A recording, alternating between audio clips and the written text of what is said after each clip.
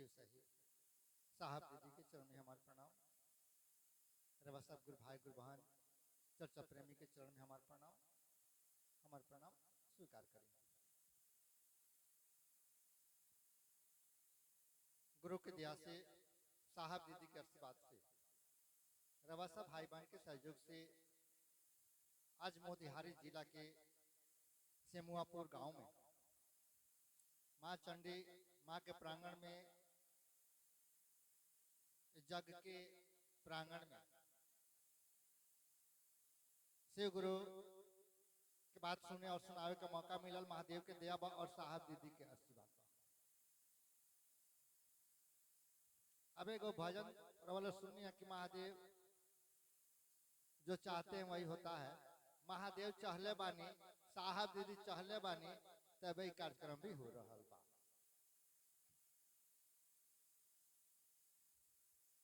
जानकारी में और समझदारी में जमीन आसमान के अंतर बा।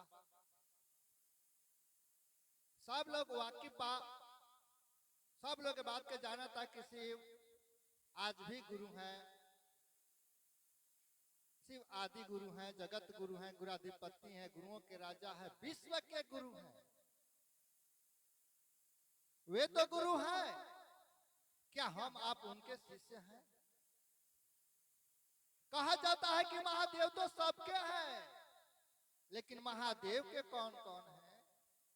और जो लोग महादेव के हैं उनकी नौकरी महादेव करते हैं। वहां के तो गुरु बानी का हम रहुआ वहां के शिष्य बानी।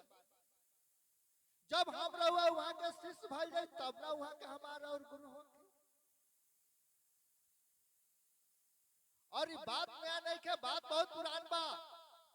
महादेव के चेला 112 गो लोग भाई।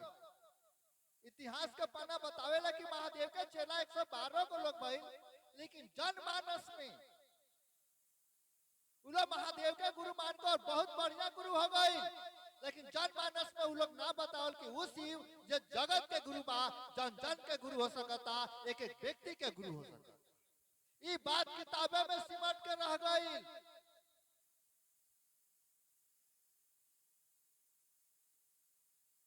अब वो लोग पढ़ले हो के लिखल बा कि शिव आज भी गुरु है।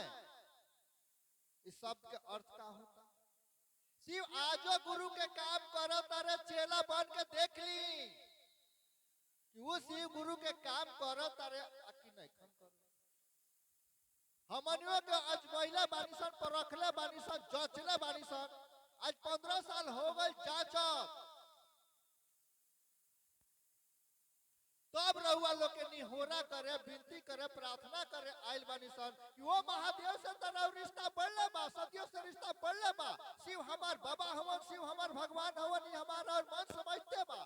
साहब कहने की वही महादेव से एक और रिश्ता जोड़ी, यानी कि कुछ छोड़े के नहीं के, जौन रहुआ काम करे तानी करी, प्लस में एगो रिश्ता जोड़ के देखी।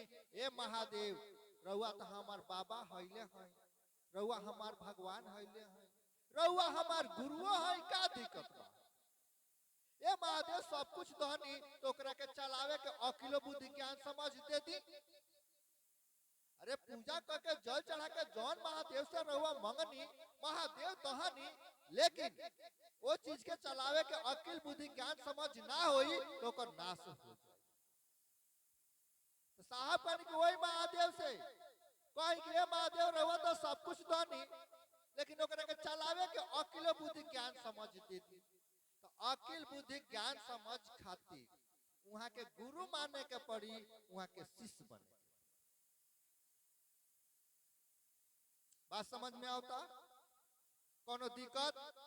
और गुरु माने खातिर शिष्य बने खातिर कुछ करे के नहीं खे, कुछ नहीं के करे के, मात्र मने मने बात के सोच लेबे के बा कि हे श्री रउआ हमार गुरु हई, हमरा उसी से हमरा पर दया करी ना। कुछ लागत का? और गुरु मननी तो अपना गुरु का तो प्रणाम कर अनिवार्य बा। तो अपना गुरु का प्रणाम करे खातिर नमः शिवाय मंत्र से प्रणाम करी। नमः मतलब प्रणाम, शिवाय मतलब शिव को। मात्र ये दो काम बा, आई दोनों काम मने मने करे के बा। बोला हो के नहीं थे। और 2 4 5 दिन करके देखी ना, रवा खुद अनुभव होके लगी, महसूस होके लगी कि जब हम महादेव के गुरु नाम मन रनिया तब हमार दिन दशा कैसा रहा, हमार मन कैसा रहा। और जब मन ले बानी और मात्र दया मांगतानी, प्रणाम करतानी, तब हमारा और मन कैसा। यानी कि सुख शांति के भिखारी रोड पर घूम रहे हैं, पता ही नहीं है कि सुख शांति मिलता कहाँ है। सुख शांति आनंद परमानंद जो भी मिलेगा ईश्वर परमात्मा के सानिध्य में मिलेगा और कहीं नहीं मिलेगा। रामायण में लिखल बा कि बहुत भाग मनुष्य तन पावा, बहुत भाग से मनुष्य के शरीर मिलल बा। देवे वाला मनुष्य के शरीर हुआ के का सोच के मनुष्य के शरीर देले बा, कब वो सोच ले बानी काहे खातिर देले बा, वो हमरा से का चाहता। ए धरती पर आवे से पहले सब कुछ व्यवस्था कैले बा, वो व्यवस्था में हम रहुआ जी रहल बानी। जरा सोचे कि हम रहुआ वहां के क मिनट याद कर रहल। दुख के कारण दुगो बा, पूजा पाठ व्रत व्यवहार सब कुछ करते बानी, अब परेशानी छोड़ते नहीं थे। एगो दुख जाता तो 3 गो आवता, 3 गो जाता तो 13 गो आवता। सब पूजा पाठ व्रत व्यवहार जग अष्टजाम प्रणाम का सब करते बानी, आ दुख पीछा छोड़ते नहीं थे। दुख के कहल गई बा, दू माने दूरी और ख माने ईश्वर अल्लाह गॉड परमात्मा, उनसे मेरा दूरी है, यही दुख का कारण। वो परमात्मा से हमारा संबंध कैसे हो, रिश्ता कैसे हो। तो कहल गई बा कि गुरु के 2 गो काम बा, चेला के 1 गो काम बा। गुरु का पहल का काम बा कि अपना शिष्य के पल प्रति पल के जिम्मेवारी और जवाबदेही लियल गुरु जी के काम बा। और दूसर का के काम बा कि अपना शिष्य के अंदर वो परमात्मा के प्रति प्रेम पैदा कर, आवेश पैदा कर, और एक में एक पहिल गुरु जी के काम बा। और चेला के मात्र 1 गो काम बा कि गुरु जी जौन आदेश कर दले वो आदेश के पालन करे के बा, बस इतने कामे बा। मनुष्य के जीवन में 3 गो गुरु होले। पहला गुरु माता पिता होले, दूसरा गुरु जो शैक्षिक ज्ञान देला स्कूल टीचर, और तीसरा गुरु आध्यात्मिक गुरु, मैं कौन हूँ, कहाँ से आया हूँ, किसने भेजा है, काहे लिए भेजा है, हम क्या कर रहे हैं, हमको क्या करना चाहिए। अपने आप के जानल, वो परमात्मा के जानल। आध्यात्मिक के माने होला आत्मा का अध्ययन करावल, ओकरे कहला आध्यात्मिक गुरु। ये आत्मा से वो परमात्मा में एक के करी, जो वो परमात्मा में एक होई उहे न करी। आज बहुत सरधारी गुरु लोग बा, का हमरा रहुआ के वो परमात्मा में एक कर सकता, जे हमरा सिवान देखले ने के का हमरा के पहुंचा सकता।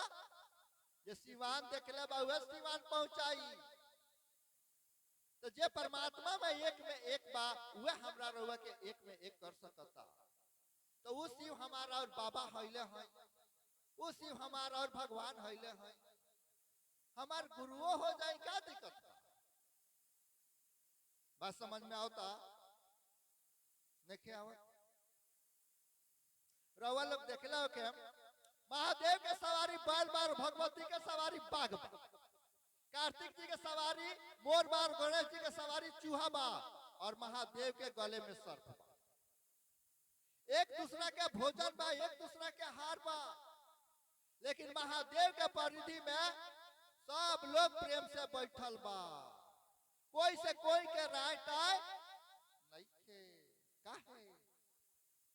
महादेव के पास बैठला से, महादेव के पास रहला से वो जानवर अपन जन्म जात गुड़ भोर पगल पिसर गई कि हम बाघ है तो बैल के खा जाए के चाहिए, मोर है तो सांप के खा जाए के चाहिए, सांप है तो चूहा के खा जाए के चाहिए। महादेव के लगे रहला से वो जानवर अपन जन्म जात गुण बिसर गए, भोर पगल। लेकिन हम रहुआ मनुष्य बानी सन, मानव बानी सन, आज के परिवेश में ना बाप बेटा के चिन्हता, ना भाई बहन के चिन्हता, कोई से कोई के पटते नहीं। बता दी बात सही बा कि ना? कोई से कोई के पटता का है? ज्ञान के अभाव में, ज्ञान के अभाव में सारा व्यवस्था बिगड़ल बा। जवान पिता मजदूरी करके अपना बच्चा के सियान कर सब कुछ कइल, वो आज बच्चा अपना पिता के कुछ नहीं के बुझत। माँ 9 महीना गर्भ में लेके अपना बच्चा के पोसली पल्ली, आज माँ के का हाल बा? बतावे के बात नहीं के, समझावे के बात नहीं के। खुद रवा महसूस करी कि ज्ञान के अभाव में सारा व्यवस्था बिगड़ल बा। हम रवा बोलचाल के भाषा में कहने कि गुरु ज्ञान देले, तो हमरा रवा जीवन में गुरु है तब ना ज्ञान दी है। कहा जाला कि 5 तत्व 3 गुणों के माध्यम से यह जीव है, यही जीव जब गुरु के सानिध्य में जाएगा तो गुरु इसको जीव से शिव बना। और जीव भाव के माने होला कि अपना बारे में सोचल, और शिव भाव के माने होला कि लोग के बारे में सोचल, लोग के कल्याण कैसे होई, लोग के अच्छा कैसे होई। जे भी भाई बहन लोग के बारे में अच्छा सोचेला, देखे में लागेला कि आदमी बा, लेकिन आदमी के लक्षण नहीं, आदमी के गुण नहीं। बात समझ में आए? सीवान जिला के अमलोड़ी सड़सठ के रहे वाला साहब श्री हरिनारायण जी, वहां के मन में ललक पैदा भई, चाहत पैदा भई चमत्कार सीखे के। चमत्कार सीखे के चक्कर में हुआ के चलनी तो 13-14 गो शरीरधारी गुरु कहनी, और 13-14 गो शरीरधारी गुरु कहला के बाद वहां के चमत्कार ना सीख पाईनी। मन हार गई, मन थाक गई, आंख से आंसू बहता। जेकर 14 साल बर्बाद होला नो, ओकरा बुझाला कि हमार 14 साल कहाँ बर्बाद।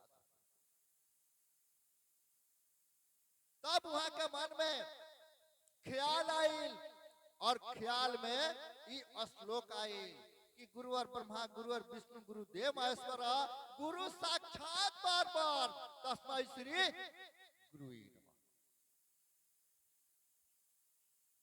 श्लोक कहता कि गुरु भगवान होले, माता पिता से साहब सुन रहने की शिव के भगवान कहल जाला। और वहां के जीत पकड़ लेने की गुरु भगवान होले तो भगवान है गुरु का है ना। जब श्लोक कहता कि गुरु भगवान होले तो भगवान है गुरु का है ना। माता पिता से सुन ले रहने की शिव के भगवान कहल जाला। शिव के भगवान समझ के गुरु मननी 1974 नवंबर महीना में, और मान के 3 गो कसम खैनी कि जे तर महादेव जे तर तू फोटो में दिखेला नु, वो तो अइबा कहब कि हम ही तार गुरु हैं त नाम। और आज तक साधु के भेष में शरीरधारी गुरु भेष कोई आई तो हम कोई शरीरधारी गुरु के अपन गुरु ना माने। और तिसार का कसम खानी कि जवान आज तक करत रहनिया तो एको ना करे, अब हमार गुरु जौन कहिए तो ना करे, बाकी कुछ ना। ये 3 गो कसम खा के साहब चुप रह गई। और मन में तो तरह तरह के बात उठता कि गुरु तो शरीर में है नहीं कौन तो कहिए कैसे। और गुरु के तो आता पता बाना, मोबाइल नंबर बाना कि पूछ ली कि ये गुरु जी तू कहत काहे नहीं कहो। लेकिन हिसाब तो सही बताओ तक गुरु भगवान हो तो भगवान गुरु काहे ना। जैसे 1 साल बीतल, 1975 नवंबर महीना में शास्त्र साहब के नमः चढ़ल और शिवाय कह के उतरल। साहब हुआ किताब में लिखले बानी कि अरे अरे एकरे के तक खोजत रहनिया। बहुत